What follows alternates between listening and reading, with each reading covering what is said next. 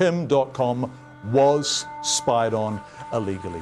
What Kim.com ran is just a service that's like a post office. He was the post office it was being mailed through. Why do you shut down the post office thinking that's where the problem is? Kim.com is a larger-than-life internet entrepreneur who has become increasingly controversial within the past 2 years. Kim is a high-rolling businessman who made a reported $175 million off of a website called Megaupload, a service that provided a fast and simple way to transmit large files over the internet. Unfortunately for Kim, the US government, the New Zealand government, and even Hollywood alleged that the website was being used for criminal purposes. His house was raided just one day after SOPA, the Stop Online Piracy Act, died in the US Congress.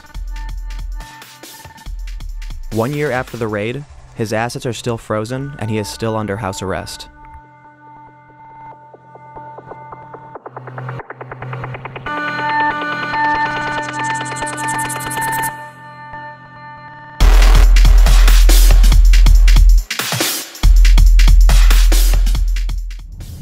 We're in New Zealand. We're just north of Auckland, and we're heading to Kim.com's mansion. We're told that Kim is heading to the recording studio today in Auckland, and he's going to be working with some producers to make some music. I'm hoping that I can get in there and do some backup vocals, or maybe even help him on a song. Oh, I think I can see it. I can see it. It says Mega on the lawn. Dotcom mansion. He said that he's dedicating his life to fighting for internet freedom. He's a big, crazy rich guy who does crazy things. This is scary. When you walk in the kitchen and you see the aquarium over the stove, the only thing I can say is it's crazy. Every other sentence out of my mouth I try to make, it's just, you know what, this is ridiculous.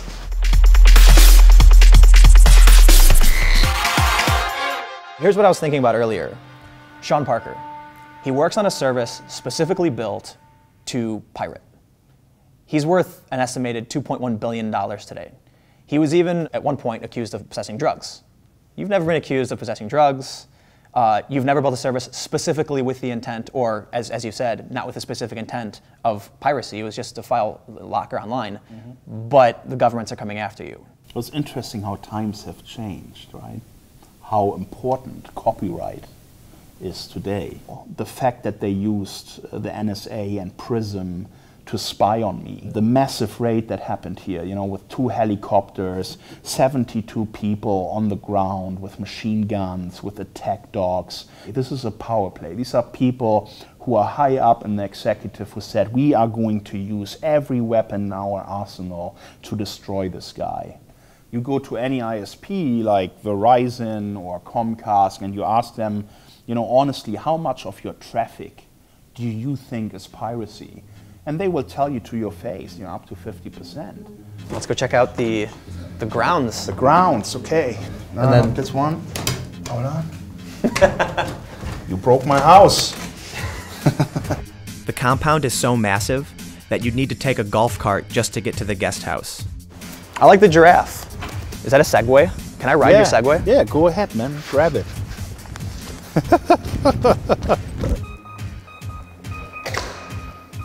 Holy shit. Oops. This is not easy. All right. I'm getting the hang of it. Here he comes. You made it work, man. So how fast can this thing go? Oh, it can go fast. But hey, don't fall down, man. My case is not just important for me and my family and my co-defendants, it's important for the whole internet and the whole world. It is going to hurt the creative industry. I had NBC Chicago actually do a report. My friends and I were covering the NATO protests, and we got surrounded at gunpoint. Black vehicles, SUVs, took us out, took our credit card numbers, our names, IDs, interrogated us. Well, then you know firsthand what kind of stupid world we're living in today, where the government is taking over. And the government is supposed to serve us, the people. We are paying with our taxes that they do a good job for us. And look what they do. They undermine our rights. They destroy our freedoms. They censor our internet. So we are the ones who have to bring that change. And that's why I get involved in politics, because I'm fucking tired of this nonsense, you know? Someone needs to stand up and change that. So are we all going to be on a list now? You're all fucked. Kim.com also has a bunch of other strange accolades under his belt, In the mid-90s, he pioneered flash animation on the internet. He also invented a way to do video conferencing over a cell phone in 1999, a time when most people didn't even have cell phones. And at the time of the raid, he was the #1 Call of Duty player in the world. Who are you? What are you doing? What is this? I'm just, you know, a guy who loves to do new stuff, you know? Yeah. I just enjoy what I'm doing. Is this your Xbox room? Or? No. No, we need to go? All right, here. let's go check it out. As he walked me to his Xbox room, Kim showed me around his home recording studio. Here's my little home music studio. Ooh, you have a guitar in here? So when I'm not in the recording studio, this is where I make music. So, you know, I have the Avid here. I use Nice. Pro Tools. You know, I hook up the keyboard and then I just sit here and come up with some beats. Yeah, those are really nice speakers. Yeah, I was like, wow. Yeah, love it. Nice. Okay, let me take you to the Xbox room. Is that, Yeah. is So that this you? is the Xbox room. The family comes together here. You know, Mona's little brothers, they play as well. We have 5 setups here, and then we all play against each other. Modern Warfare? Modern Warfare, Halo, Forza. You know, I'm also into car racing, so. Do you have everything. GTA 5? Yeah, man, I finished it already. Oh, really? Yeah. Damn. Can we play for a second? Well, not now. We could do it tomorrow. So Yeah, let yeah, them tomorrow's set good. it all up, Yeah. and then we play tomorrow. And then yeah. we can do like a multiplayer, and I can shoot you. And Yeah, that's not gonna happen. No? We can do the multiplayer, but you will die. If we played Modern Warfare, Yeah. I'd be like slowly spinning around and then dead, and then I'd spawn and be like, okay, dead. Well, I've just done a really cool event here in New Zealand in the Vector Arena. You know, it's like an E3 gaming convention, and I played against 100 New Zealanders. They could come and challenge me, and you know, it was a whole day of me playing one-on-ones against some really good players, and only one managed to beat me out of 100. What did he win? He won a big prize from, you know, a big LG screen, Oh, wow. audio system. Yeah, prize is worth $10,000. You didn't throw it, just, you know, and then he paid you off? No comment. Normally, like, a gamer reaches #1, they get press, and like, you know, people are really excited. Yeah. But you know, you've already. Yeah, but it's the fame in the community. You know? That's what really matters. That all these other players who play competitive, they see you go up the ranks, and then they see you're #1, and they're like, "Wow, you know, this is cool. I want to play that guy." And the moment I became #1, I mean, my Xbox message window was like, bing, bing, bing, bing, bing, bing. Everyone just sends you a message. Everyone sends you a friend request, and it's like non-stop blinking of people who want to know you, you know, who want to be your friend. Do you think that the skills you've acquired playing these first-person shooters will increase your chance of survival in a zombie apocalypse? Yes, I think so. All right, great. I know how to handle zombies. This is where I imagine I would be when the zombies do come. You know, you've got a compound, you've got excessive simulation training, firing weapons. I'll be in here playing GTA while you take care of the zombies. Well, I survived an anti-terrorism style raid, you know, with really heavy ammunition and arms and all of that. I mean, what is a zombie apocalypse against the raid that I have survived? So, you know, I'm fine. Yeah. Well, you want, maybe we sit down here for 2 minutes? Everybody has to fight for their privacy, like you were saying, but it seems like the fight you've got on a personal level is just crazy. Yeah. The big revelation that was already out there, what the Prime Minister of New Zealand was apologizing, was the spying by the GCSB, which is a member of the Five Eyes spy club that is the United States, UK, Australia, Canada, and New Zealand. Now, there will be another court case in April next year. We want to know exactly what data they have on me. We want to know how they have collected it. Because if they use this anti-terrorism spy network, they use this massive power to spy on someone who is a tech geek, an innovator who builds websites. That just shows you how wrong their excuses are. Imagine you have a leader sometime in the future who abuses such a system to crack down on all his opponents and turn this into a totalitarian tool. Everyone should be really passionate about their privacy and solutions like Mega, and that's why I'm doing it, you know, because I don't agree with these intrusions into our lives. Who is still trusting any US tech company? Who is still putting anything on any Google site or Microsoft or whatever, Apple, without thinking that the US government has access to that, to basically eliminate the basic human right to privacy for the entire world population. And that's why more and more companies that are doing internet business are not going to locate in the US anymore. The NSA has triggered the biggest destructive event for the US tech industry. And that also shows you how important this case is for the White House, you know, how politically important it was for them to have all this information and use these spy tools on me, because an election depended on it. You want to tell me about these pictures you got here? No. No? Is it a secret?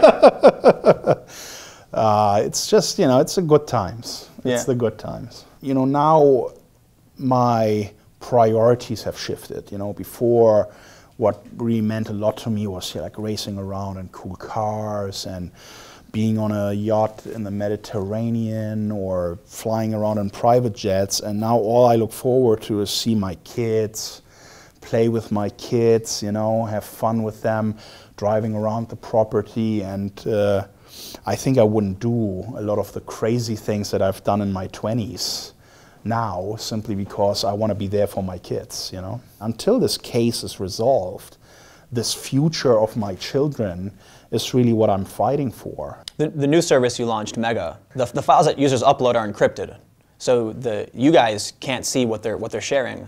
That's right. So you say that, you know, it's about privacy, it's about the user's rights, but others argue that it's just a way to give yourself protection against the same issue that came up with Megaupload. What we made possible is that everyone who's using the internet today can look for a solution that allows them to upload their data into the cloud and do it in a safe way by basically integrating it all into the browser on the fly, so the user doesn't have to do anything, doesn't have to even understand encryption, and just by using our site, our users know that their data is safe. And that is something completely new, and that is what I think was required to take encryption mainstream. But in half a year, we are releasing communication products. So we will become a communication provider like Skype, but everything fully encrypted. So you can chat, you can message, you can do video calls or phone calls using the Mega platform, and you can be sure that all your calls and all your data that you transmit will be completely encrypted, point to point, on the fly, without us as a provider or anyone else having any opportunity to get access to your data. Mega launched with encryption service before the NSA revelations. Yes. How did you know? I knew. As we made our way to a recording studio in Auckland, I started to realize that this wasn't the comic book villain that the government made him out to be, but a genuine businessman who was pushed to start standing up for people's rights on the internet.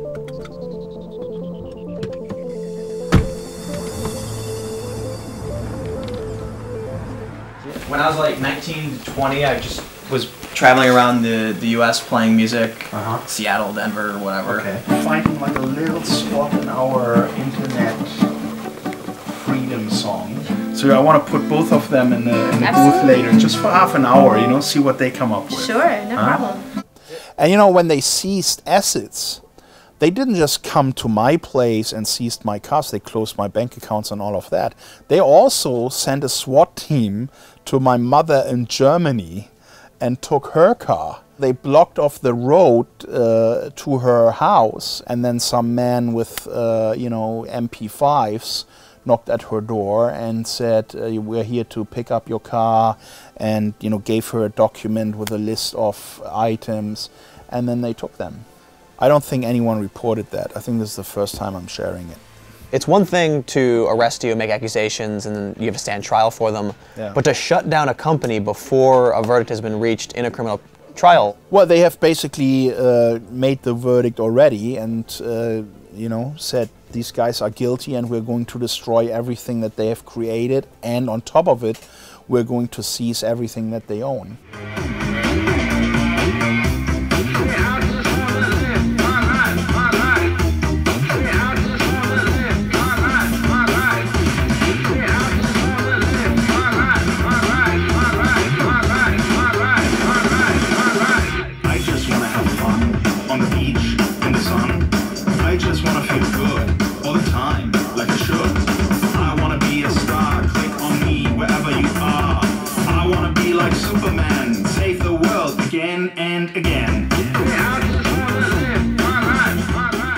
Well, Chris Dodd was a senator for 30 years, and Joe Biden, the vice president, is calling Chris Dodd his best friend. And when Dodd resigned as a senator, even though he said he would never work in the lobbying industry, immediately after he left the Senate, he started working for the MPAA and became the chairman of the most powerful lobbying group in the United States. And it's Chris Dodd's relationship and his clout in the White House that made all of this happen. Technology and content are not adversaries, and we need adults around talking about it instead of having a swarm of bees every time someone talks about protecting copyright. I mean, if there's any idea of conflict of interest, you know, this is probably as close as it gets. Do you have any ideas of what you want us to do? Yeah, so the idea was, these guys are working on an internet song, and I hope Giselle came up with a line or something for you guys. Okay. So that we can we record something for this internet song? Hopefully I can do it. Make it really simple. You better be good. You know what? This song is going to come out and they're going to be like, there's something about this song that just makes it the best song ever. It's like, then it would be you. Could we try singing just freedom's what we are. Freedom's what we are fighting for. Freedom's what we are. Freedom's what we are fighting for. Alright, well, you've heard it, folks. This is an official championship match. Kim defending his title. Kim tells me that I'm playing on this machine, that this is my TV, and it's the character is a woman, so now he keeps calling me a woman, telling me I'm bad at driving. Yeah, look at it. You are bad. But I got revenge because he asked me to meet him on friendly terms so we could team up, and I killed him. Yeah, that wasn't nice. Let the masses see your talent and your gift. You know, if you limit it all and put it in the control and in the hands of a handful of content conglomerates, of large monopolies, then you do not have this exposure. You have to play by their rules, and you have to, you know, live in a world that is censored.